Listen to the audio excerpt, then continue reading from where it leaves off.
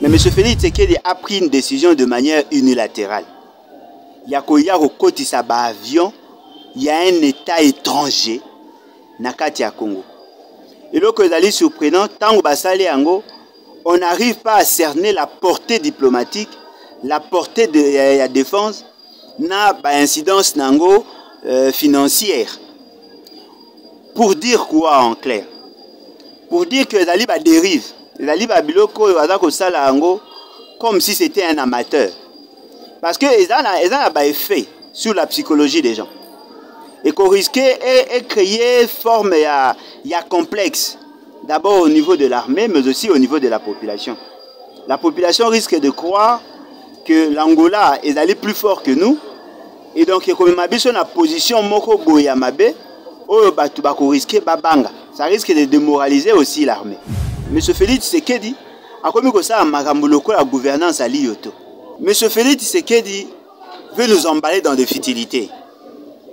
Quel est l'apport Yelo Kouana? Pourquoi le faire maintenant? On peut gagner quoi dans tout ça? Paralyser, bangisi batou, et au finish, il n'y a pas de suite. Il doit nous dire qu'est-ce que nous avons gagné dans tout ça. En cherchant à nous intimider, sa pouvoir est de plus en plus ridicule. Il a mettre en évidence un degré de dangerosité à ses pouvoirs. Il a pousser Bissot davantage pour que tu considères qu'il n'est pas digne d'être à la tête du pays. Voilà. Le plus grand problème, il y a Félix Tshisekedi Lelo. Il a dit ndengeni na côté la kibokonzi. Oh nyonso tozomona wana ezali ba périphérie. Lokola côté la kibokonzi na ndenge ya mabe. Akoyi ko gérer malamu te. Tant que la crise de la légitimité ne sera pas résolue, il nous sera difficile de bien gérer. Et lui n'a pas compris ça. Et c'est quand même décevant de la part de Moutoua prétendre qu'aux à la présidente de la République. Il y a une confusion ébellée. Alors que c'est comporté, le quoi femme, moi si une femme libre, c'est-à-dire moi si on est célibataire, c'est ça l'idée. Vous avez le pouvoir, messieurs. Beaucoup de sa population, non, voilà, vous avez comme marché pour soutenir quoi? Soutenir consultation.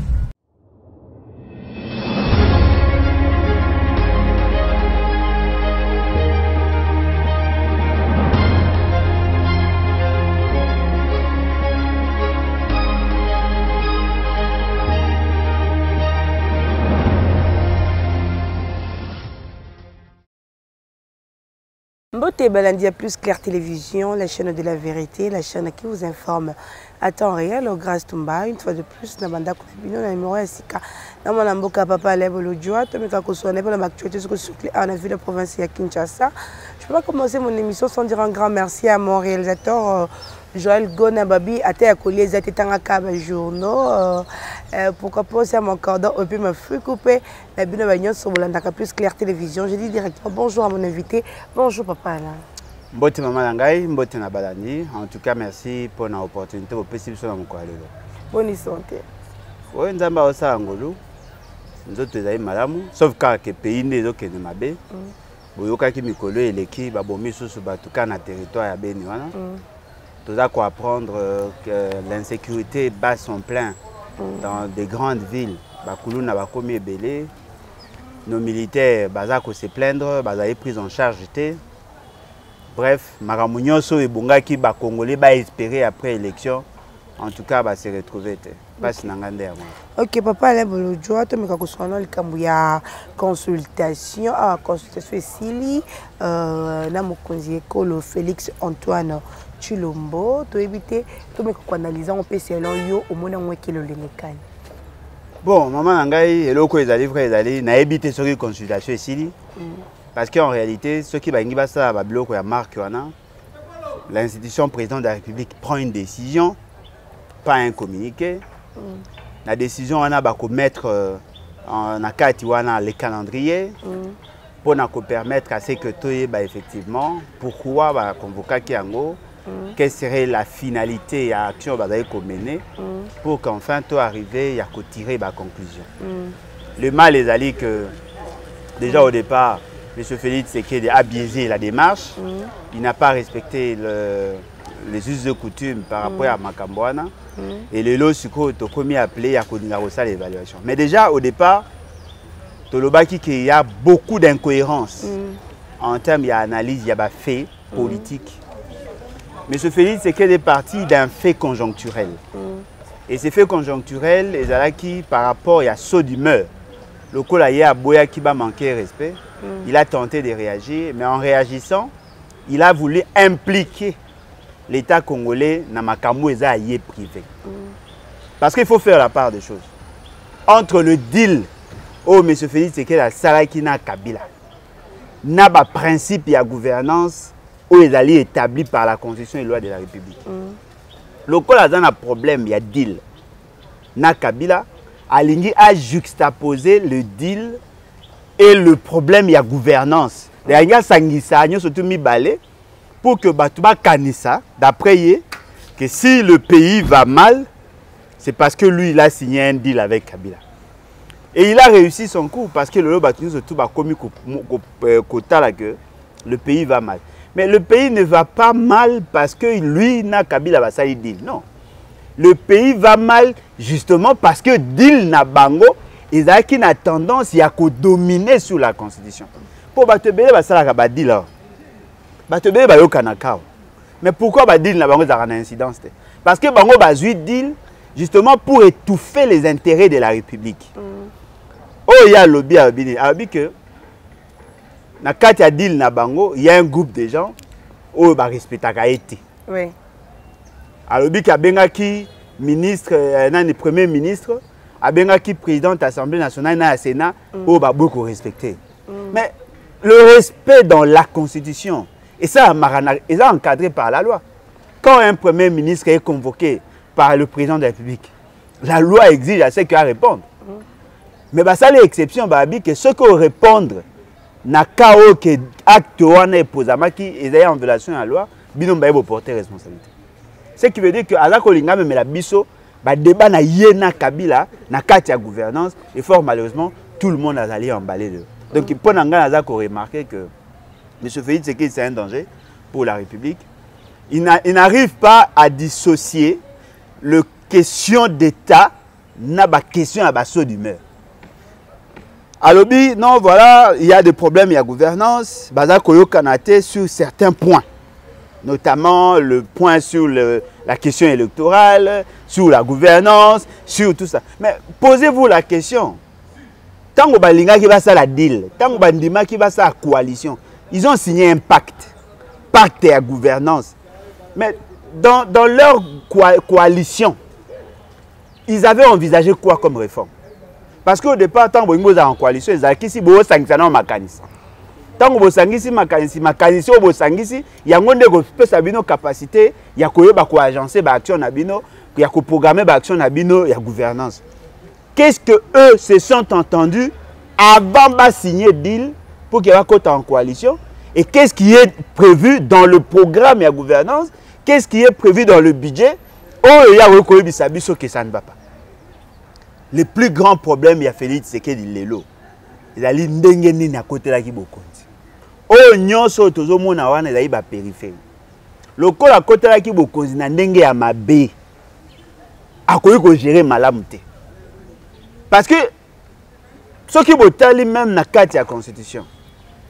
La constitution a exposé des motifs na préambule ba olobani. Balobi à cause ya ba crise persistante, la crise récurrente, qui est due par le fait que tu contester la légitimité à l'acteur qui gérer l'institution, ne bango qui constitution proposer constitution. C'est-à-dire que ce que c'était justement pour que la crise à légitimité est à la résolue. Alors aujourd'hui, la crise à légitimité n'a pas été résolue. À aucun moment donné, nous avons une crise à Makassi. Parce que la grande question où tous les Congolais se sont posés pendant plusieurs années, pendant près de 60 ans, il y a principalement la crise à légitimité.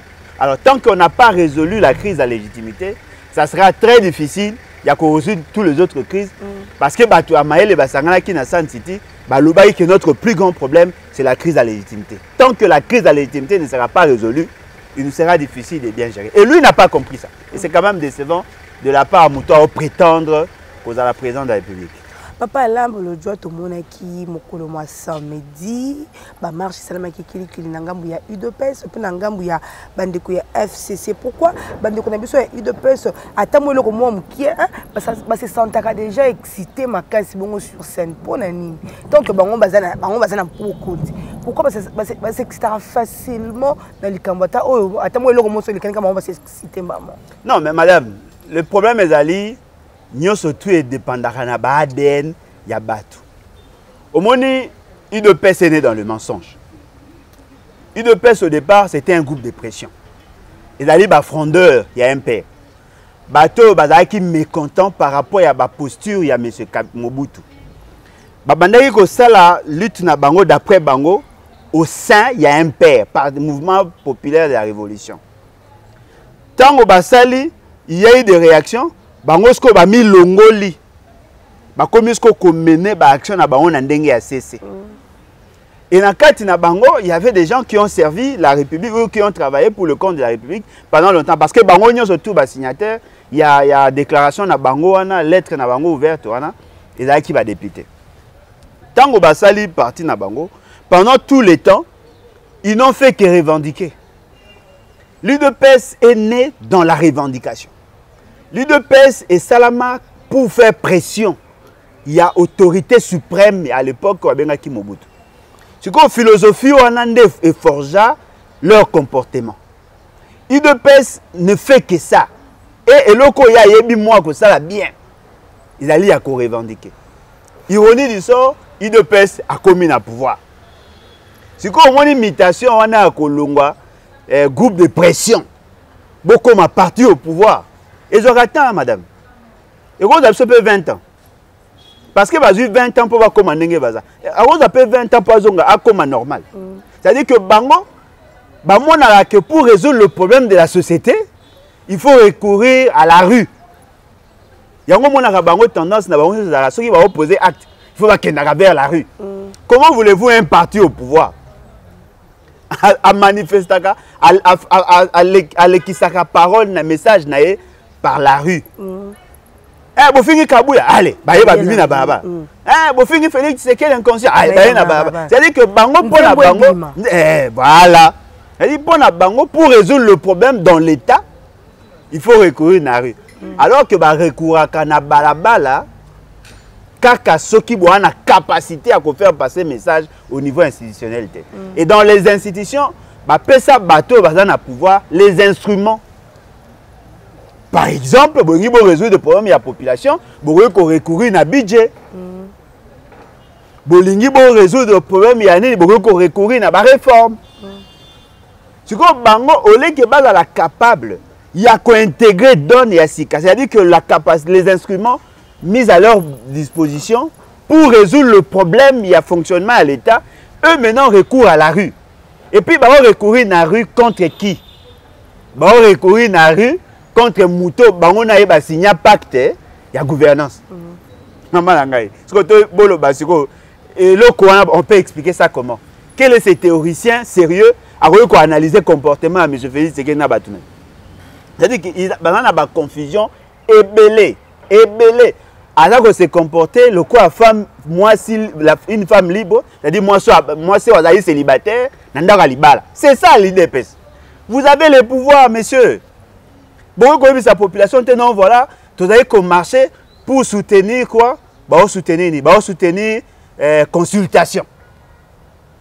Mais la consultation doit avoir un soubassement.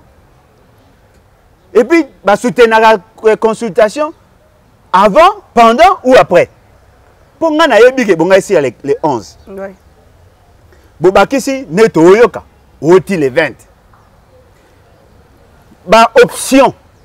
Oh, il y a levé. Nous bisons officiellement notre éviter. Si vous voulez soutenir Nini, Nenga yambi ba chege, yambi ba musicien, na bossa écoute on a un peu bachel, peut-être que vous avez pour créer équilibre. Et bon nga yamba ba tunyo soana. Ba pe ba bango ba ibo yamba ba tunyo. Ba sunga pe bango. Ba ye ba yambi bango et nasuka. Qu'est-ce qu'il y a eu?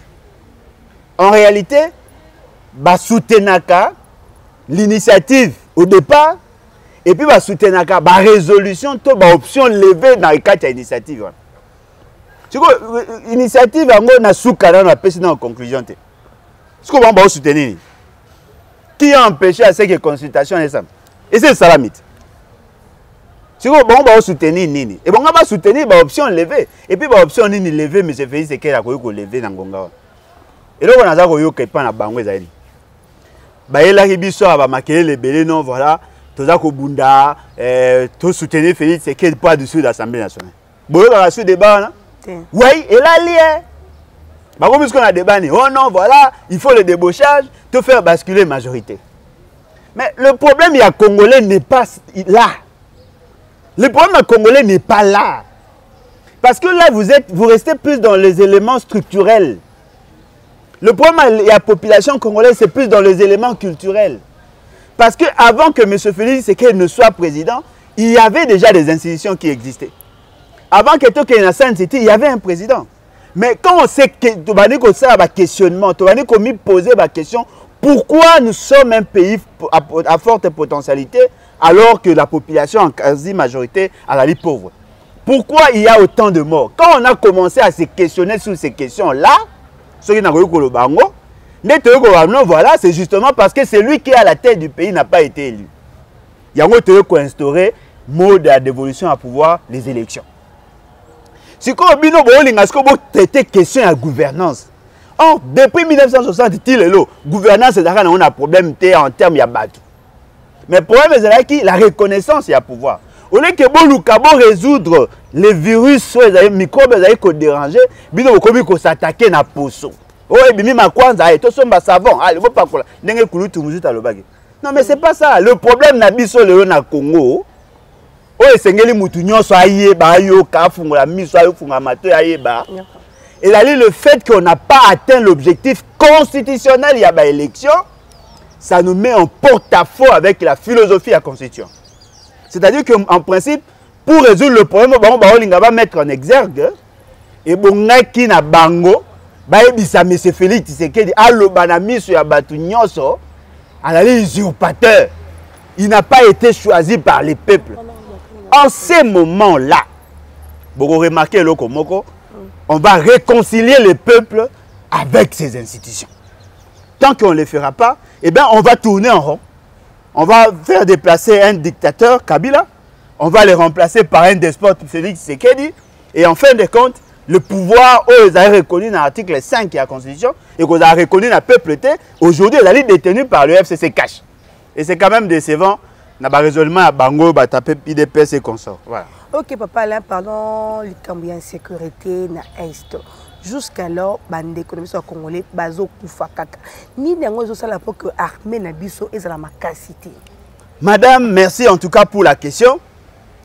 Parce que là, au moins, on a remarqué, na bokondia kanyaka au FCC cash. Ils sont très malins. Ils sont très subtils. Basa le quoi ba shegyo bazaka na bazando. Ba ko créer stratégie mo babino voilà, muto azoya awa. Il faut to lukato lia na 20e. Basa isko stratégie ndeni. Bango mi baye ba oswana ba obunda. Siko yo na mutema mabino tikana na kabola. Po bazo bunda ba omisala mabe. Oh bango ba obunda po yo ya pemene na bango. Tango ba obunda ba yibi. Après tango yo côté aussi tango bo kabwani yo go sutuka yo no komi victime sikoyo. Au moins bango ba na suka ba bimisi ba yibi yo sur le téléphone ba ke ba teki. C'est ce que M. Félix, c'est que M. Kabila font. Ils veulent désorienter le vrai débat. Le vrai débat, il y a liboso, c'est d'abord l'article 1er. Il y a la Constitution, l'article 2, l'article 3, l'article 4, l'article 5. Allez lire. Tant que tu es capable de maintenir 2 345 409 km² à bisoté, tout ce qu'on peut faire, échec. Tant que la population ne sera pas souveraine, na kati ya Congo, qu'il y a une décision en dernier ressort, on va toujours être à côté de la plaque. Tant que Tokoye Bate comment faire fonctionner nos entités, ça nous sera difficile. Ils ont tout fait pour que notre armée soit capable de sécuriser Bissoté. Okay. Et c'est fait à dessein. Madame, comment voulez-vous, dans une armée moko, bazali na barème salarial ebele. Bato basala kana gère. bah, on a un avantage plus que les autres. Ils sont tous dans l'armée. Un colonel Yagère à la liste 5 fois plus rémunéré qu'un colonel armée régulière. Garde républicaine, elle a un avantage. Maman, elle a un avantage belé koleka garde colonel ou Azalikuna. Parce que bango ba na ba prime en tant que agent à la présidence. Alors que kuna na armée ba na ba prime pendate. Vous avez imaginé ba pesa ka soda à molongo ou akenda ko bunda. 12 500 francs à prime de guerre. Ça représente à peine $6. Et là, ça linga passe, batindelinga ba photo ya ba soda ba okende patrouille. Alati lipapa. Et puis lipapa la gomme. Sans bottine. Maman, alati chaussette na lipapa ya la gomme. Oko sa patrouille. Naka epaka ya okimandeli. Akima kolongo. Bongo soka nyati sende. Amazoki. Et puis loko zali grave. Ba maman moko ba s'organiser na opesa ba révélation pour ba ko vérifier. Ba maman moko ba s'organiser kuna à partie est. Ba maman na ba fournissaka ba soda na biso biloko a olia. L'état a foutaka bango après quelques temps. Et ko za 1 mois, 2 mois, 3 mois. Mikolo leki o bato atinenga message ba bi ba maman ba wana ko se plaindre ba ça plus de 3 mois ba foutaka bango facture ya ba nyongo ya kalate ba komi ko boya ko pesa ba soda biloko a olia. Si o soda futa mabe formation ya malonga te basi na bango na bana o batikala bokipaka te soda soki akomi blessé de guerre bafutaka ye 30 000 francs. Siko mutango kozala na motivation ya kobunda pour l'école nani. Mais au même moment on nous dit que bapesa M. Félix, M. Kabila plus de 2500 militaires. Maman, le nombre de militaires, c'est 127 000 militaires. Hier, M. Félix, M. Kabila, non, M. Félix, c'est M. Kabila plus de 2500. Point. Mbwana ye, ana garde na ye, so mwasi na ye, mituka na ye, bandaku na ye, même bandaku afanda rateza sécurisé par l'armée. Payé par l'armée, par les trésors publics. Mais alors que le Congolais qui paye l'impôt, c'est insécurité. C'est-à-dire que déploiement, il y a des militaires, motivation, il y a des militaires, recyclage, il y a des militaires. Nous sommes ensemble pour comprendre pourquoi nous sommes en insécurité. Phénomène Koulouna. Formation. Banane. Maman Nangaye.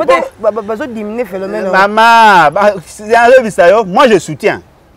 Je soutiens l'idée à Kolongola ba jeune au bazaki des œuvres comme ma bango na misala pour qu'elle permette bango ba yeba métier. Moi je soutiens en tant qu'économiste, je trouve que c'est une bonne chose et d'ailleurs nous étions parmi les premiers à l'avoir proposé. Okay. Général et à service national ceux qui botunye mo comme ça à quoi bisabino to échangeant naé, c'était ça notre proposition. Bien qu'il n'y ait pas zaki nango, mais biso de poser une proposition to la kisi comment faire parce que nous avons le souci ya kolinga ko sauver ba jeune pour ba yeba métier. Mais posez-vous la question, ils sont au nombre de combien?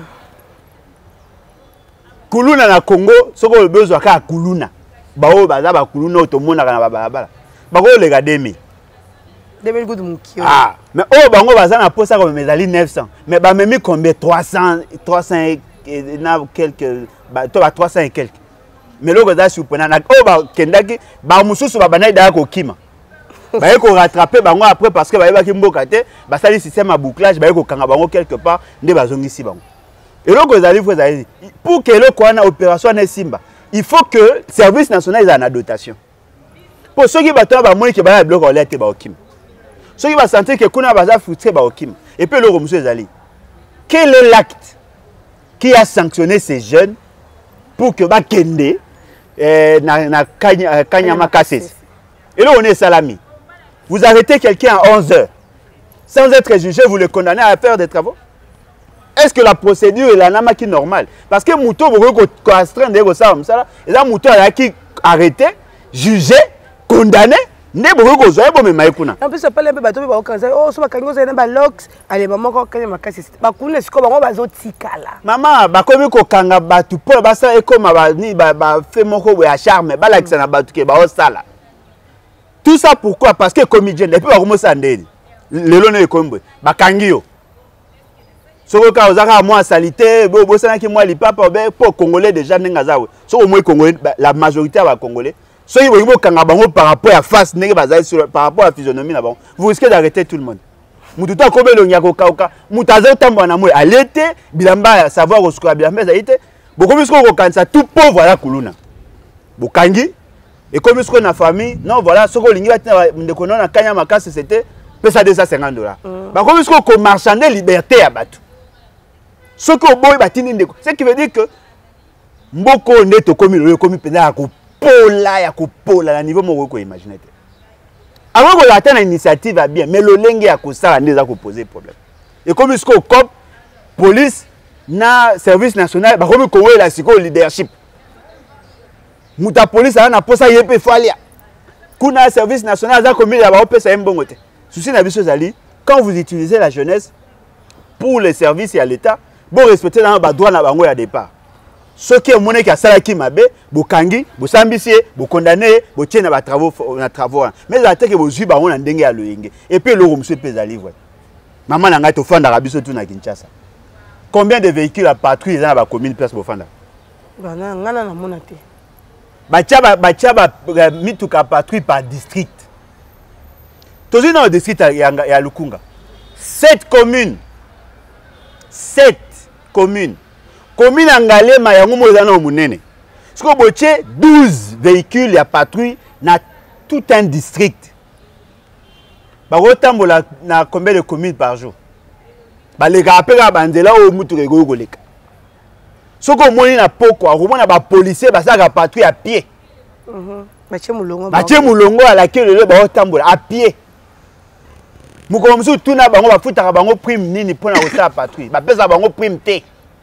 Ba s'arrangeaka chaque samedi bakenda ko récolter mbongo pa ba maman na bato bateka na ba boutique o benga ya salongo wana soki bazwi yango muto akosala patrouille ba kopesa 2500 francs. Alors, devant cette réalité, vous pensez que la question sécuritaire vous a résolu? Ce que vous avez dit que on peut comprendre. Mais tant que il y a des détournements à 1400% à la présidence de la République. M. Félix Tshisekedi a multiplié par 3 la rémunération de l'agent à la présidence de la République. Par 3, c'est-à-dire 300% de plus. Et puis au-delà de ça, à multiplier le nombre de personnel. Parce que vous avez une variante en termes de rémunération. Non. À multiplier d'abord le nombre de conseillers, il y a personnel, il y a présidence. Et comme pratiquement par 3, d'après les données, va multiplier par 3 rémunérations. C'est-à-dire qu'il va multiplier par 9 le charge lié à fonctionnement. Ça fait 900%. Oh, maman. Dépassement, ça veut dire 1400%. Vous comprenez? En 14 ans. C'est ça à 1400%. C'est-à-dire que vous pour na nemoko au lieu que ça elango asala ka na mbongo ate asali 14 fois. C'est-à-dire asali mbongo akoye ko ça na 14 ans asala elango en une année. Okokanga ba comme obésité financière ndeni. C'est-à-dire que bango ba yaki bande ko punja. Ba toki atie atoki na ba tumso tozaka na bango ozotamo nzela bo kutane nzela bango finga batu ba pauvre. C'est-à-dire que bazotoka pende ya kotoka pour batoki ba boîte bazotolisa bandako na bango na bambongo à l'état. Et au même moment, ceux qui sont appelés à nous sécuriser, ils sont incapables de ressembler à moi un paquet à biscuits pour moi qui est de classe. C'est comme mouton, vous pèsez les sas, vous pèsez munduki, vous pimez les mbonga kolia, vous pèsez quand même munduki. Vous avez quand même qui va côté à mouton. Par souci à survie, à cause à obliger, à cause à tenter, il y a qu'un bien que tout ça qu'on encourage. Il y a qu'un de côté là-bas, pour y avoir bilo quoi colia. C'est-à-dire bah clochardiser policiers, bah clochardiser militaires, justement parce que stratégie n'a pas dit. Tant qu'il n'y aura pas insécurité, le ministère de l'Intérieur ne va pas faire un grand travail. À partir du moment où on a un dépassement de budget. Parce que la sécurité est la priorité de l'État. Priorité des priorités, c'est d'abord survie à l'État. Il faut qu'à se maintenir le chef du jeu, le maître du jeu.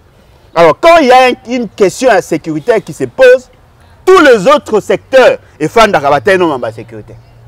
Il y a un dépassement. Dans tous les budgets, il y a un dépassement. Bien que nous avons un dépassement à 1400%, mais sur des questions sécuritaires, c'est-à-dire que le décor au besoin c'est une stratégie. Et puis une autre stratégie, dans la partie Est, on a réduire le nombre de la population dans l'espace, afin que permettre la velléité à Rwanda et s'accomplir.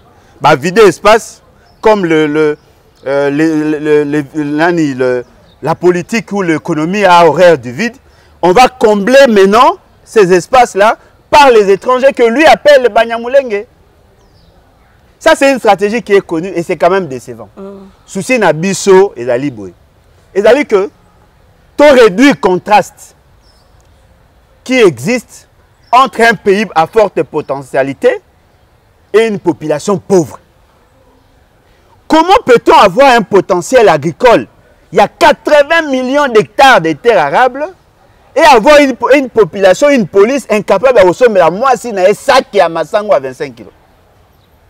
Comment peut-on expliquer les enfants congolais à la classe à l'été justement parce que le Congo ne produit pas assez?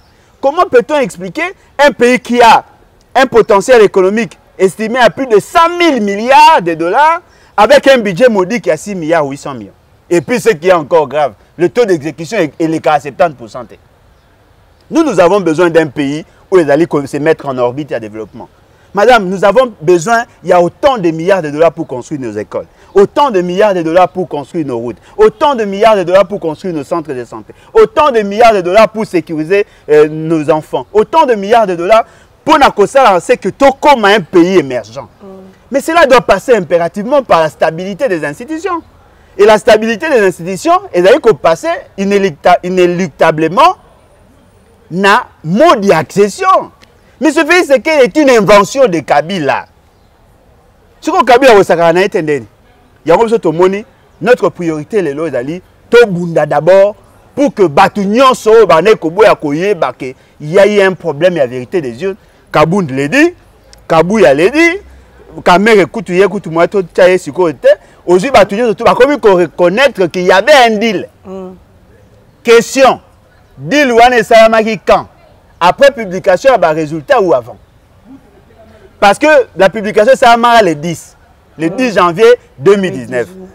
Le 10 janvier 2019. M. Félix, c'est qu'elle a prêté serment le 24. C'est que sous-entend que ceux qui bango va signer qui deal na bango avant le 10. Donc on conclut que Félix c'est qu'elle est à l'ékaki. Si vous basez de quoi? Parce que c'est une compilation. La scène ne s'était pas prononcée. Ça qui dit na bango avant l'élection. Yango moni makamuni de autant mabe et le pays aujourd'hui en pâtit. Ngana kanisa que M. Félix c'est que peut-être na kanisaka. Na moi éducation na kanisa que bango bazwa à cause à capable de transcender ba ego na et voir l'intérêt de la République. Au moment où nous parlons, ils ont créé une situation entre bango mibale et au lieu de chercher de trouver des solutions aux problèmes qui touchent tout le monde, il veut y à s'en sortir de la crise qu'il a créée, justement parce qu'il est prêt à sacrifier toute la population, toute la nation pour se sauver lui. Il entre en contact avec les pays voisins, Kolukaka va militaire, Kolukaka va moyen, comment va sécuriser. C'est-à-dire qu'il est prêt aujourd'hui à occasionner guerre civile, guerre insécurité dans le Congo pour qu'il y ait à sauver. Il triche aux élections avec Kabila. Parce que ça n'a pas ça à tapis rouge. À sa ligne, surtout pour la gestion, pour que Baron Baïba se retrouve. Et aujourd'hui, on veut nous emballer tous, tant qu'il ne soit accompagné parce qu'il y a un banga koufa. Et le compte a payé Zani. La population gagne quoi dans tout ça? Nous devons nous questionner, nous poser des questions par rapport à cette réalité. Que gagnerait l'armée, la police, les enfants avec un pouvoir impotent? Net à M. Félix, c'est qu'il y a M. Kabila. Il y a un moment où il solution à Moko. C'est l'article 64. Il faut qu'on soit M. Félix, c'est que M. Kabila, FCC cache. Tout les bandes. Parce qu'on ne peut pas continuer à être géré par des éléments malicieux. Oh, bah, il faut constituer le lot obstacle. Gratuité enseignement, on va mettre la maçonnerie de sucre. Mais quand le comme fout. Voilà. Voilà. Tant on a le bac, on a aux aînés, aux jaloux, aux tribalistes. Où en sommes-nous? Vous avez créé un déséquilibre financier au niveau de l'école. Les écoles ont besoin d'un fonctionnement à Bango, ils doivent avoir des moyens. Boyer avec la réforme fantaisiste. Non, voilà, la gratuité. Il y a Fatibé. Où en sommes-nous? Mais c'est le courage de dire que vous avez failli. Vous êtes défaillant. Et les éléments défaillants, on les jette à la poubelle. Merci. Bah, on mérite vous avoir et puis d'ailleurs, papa, là, le but qui avion, ils ont un meeting aérien, l'icolo, avion, il y a Bamboka Mibale, Angola, na Yamboka Nabiso, République démocratique du Congo. Pourquoi pas, il faut que na Beni, que ça Makamboa, na Kaka Awe Panabiso, Awa la Kishasa, Awa Likambuza, na Ngote, et ben Naka Kosa meeting. Est-ce que meeting peut avion Zalaka? Maman, je crois que ta question, tout en étant pertinente, et bon, qu'est-ce que plutôt adressé à M. Félix Tshisekedi. Parce que plutôt tout ça, comme on a des formes à dérive. Et là, au moment où ils allaient que, d'abord par rapport à la procédure, toutes les questions touchant à la défense, ils allaient dans la compétence et à Conseil des ministres. En principe, la question devait être débattue au niveau du Conseil des ministres. Pas lever option. Parce que domaine il y a défense, dans le domaine il y a diplomatie, il y a domaine de collaboration entre le président de la République et le gouvernement. Et Bonga qui base la décision à leur niveau. Mais aussi et Bonga qui va intéresser l'Assemblée nationale, qui est supposée être la gardienne, il y a droit, ou il y a droit à la population, le représentant du peuple. Ce que Salamaki te, beau se souvenir, beau se rappeler, na Maema Salamaki, na période de Kabila, tant que Kabila a pris décision de manière unilatérale, il y a Kokotissa Rwandais na RDC. Ça posait problème avec M. Kamere. Oui, c'est là qui même que même à déchéance, il y a M. Kamere. C'est justement parce que ces décisions-là devaient impérativement passer par le gouvernement, par le Parlement. Cela n'a pas été fait. Mais M. Félix Tshisekedi a pris une décision de manière unilatérale. Il y a un avion, il y a un État étranger, Nakati à Congo. Et là, que c'est surprenant, tant que on n'arrive pas à cerner la portée diplomatique, la portée de la défense, na incidence financière. Pour dire quoi en clair? Pour dire que les Aliba dérive. Les Aliba biloko comme si c'était un amateur. Parce que ils ont un effet sur la psychologie des gens. Et qu'on risquait et créer forme complexe. D'abord au niveau de l'armée, mais aussi au niveau de la population. La population risque de croire que l'Angola est allé plus fort que nous. Et donc, comme ma biso na position moko boyamabe, ça risque de démoraliser aussi l'armée. Mais aussi, il a copié sa impression comme si nous sommes dans une situation, il y a occupation, où il a une armée étrangère, et il y a ça là exploit, pour ce que tu as même nombre d'avions. Je doute fort que ça qui à part égal. Probablement que les Angolais qui ont un équipement plus sophistiqué et puis plus nombreux que Bisso. Ce qui sous-entend que là, M. Félix Tshisekedi a commis que ça à Maramboloko la gouvernance à l'IOTO. Vous posez question à Madame Molobi, pourquoi ça a qui n'a parti STT? Pour ce que ça a qui n'a parti Est, probablement ça allait avoir une incidence sur le psychique ou sur le comportement. Il y a Batouoyo, Bazali ko combattre le Congo à ces niveaux-là. Comment que l'État congolais a s'équipé, tout sinon à un partenaire, pour que dissuader Bango, comment Bazalamwa Kobanga. Mais voilà, ça là on a Kinshasa, là où il n'y a pas de problème, peut-être à Zaïki dans les Kanesi. Et Kobangi ça Bakuluna, alors que Bakuluna aurait combattre Bango na avion. Et là on me soupe les livres Ezali. Ezali, M. Félix Tshisekedi veut nous emballer dans des futilités.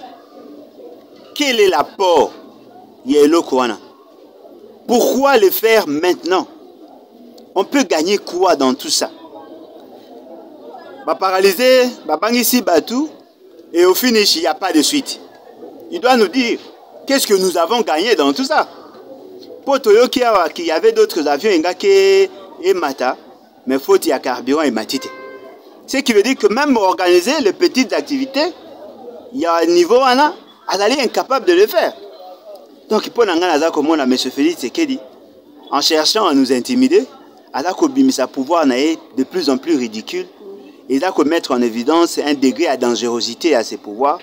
Il a pousser Bisso davantage pour que tu considères qu'il n'est pas digne d'être à la tête du pays. Voilà. Présidente de l'Assemblée nationale, Janine Mabunda Lobby a contenu un accident na boulevard Tchatché. Il y a quelqu'un qui a dit que non, mutuka oyo et que tout a oyaye, mais kaka place oya vandelaka. C'est un coup monté ou bien il y a kaka accident quand il y a circulation. Bon, je crois que le coup est important, ils allaient pour ça d'abord enquête. Oui. Parce que ceux qui na Tchatché, soit à Bima ou soit à Zongandako. Oya fanda nzinga wana. Ceux qui camion wana et là camion est circulé à kawana mingite ou bien dali camion le kawana ming. Il faut d'abord interpeller le chauffeur. Tant que bako questionner ende bako yeba ceux qui il avait quelle intention. Mais le que ça ça moi pas c'est kaka na coïncidence par rapport à ce qui s'est fait sur le terrain, par rapport à la situation actuelle, par rapport à la pression où il y a ko subir, par rapport à la guerre où il y a zali na yango na ba fait wana. Peut-être que la simple coïncidence, comme peut que concocté, mais que ça pas si tout comme sa politique, na place où ya kolinga ko s'éliminer. Mutua na oya tuti. Ce qui va gagner, yé mutua na gagné ni. Parce que bateau batinda qui ceux qui batinda qui ya solo, ba komona ke yé a ko se retrouver, il va citer de nom.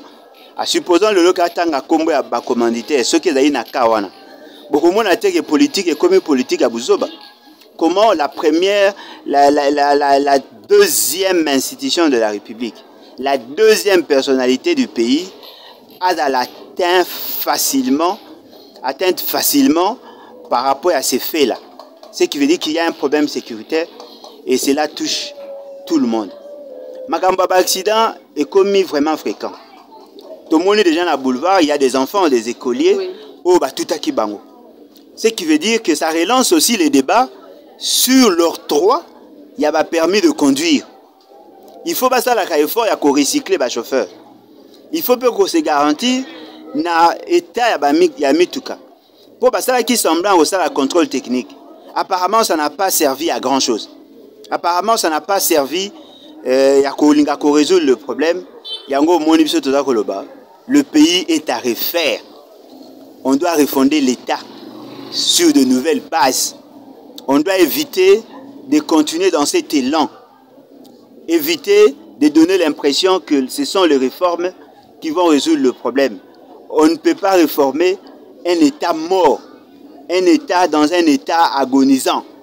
On doit refonder l'État sur de nouvelles bases. Et je crois que c'est ça notre philosophie. Merci beaucoup, voilà. Papa. Là, tu as commis vraiment dans ce cas émission, nous sommes le malelo. La bande de lobby vraiment mingi. Moi, le ballon qui a en 2 mots, un numéro de contact. Bande Kolanga, solution est la meilleure, c'est l'article 64.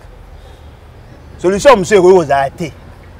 Toutes les autres solutions, c'est la solution palliative. Il faut te mettre hors d'état de nuire. Comme ça, la population a pu respirer. Tout ça, il y a un enjeu belé. Nous avons besoin, il y a une institution stable. Au votamaki, ba bengeli président. Au votamaki te kanga mutema. Numéro na biso dali 00243 81 250 28 51. Je crois que Batoudion sto balingi ba adhérer à la nouvelle classe politique de l'opposition NCPO. Boko ko contacter biso ndenge balinga baza ko sala. Donc tu as besoin d'un groupe WhatsApp pour que tout banda ko réfléchir ensemble afin que tout ba orientation.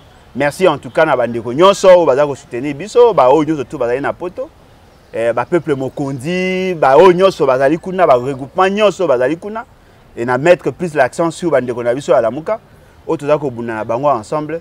En tout cas, merci beaucoup pour votre accompagnement. Merci. Merci beaucoup, na papa là, un peu merci na balanignon sur Plus Clair Télévision. Ce que vous avez bossé à côté de la biso, que vous avez s'abonner, que liker, que partager l'émission de la biso, que c'est la biso vraiment qui te comme je ne peux pas finir mon émission sans dire un grand merci à mon réalisateur Joël Gona, pourquoi pas aussi à mon cordon au ma frico, Paul Ayombe, ce que vous avez une suggestion, ton conseil, ton question ya koyebisa biso komela biso na numéro ko affiché na sur écran na biso to meka ko sur peut to meka ko partager ba idée nga bino grâce Tumba, je vous dis bye et au prochain numéro.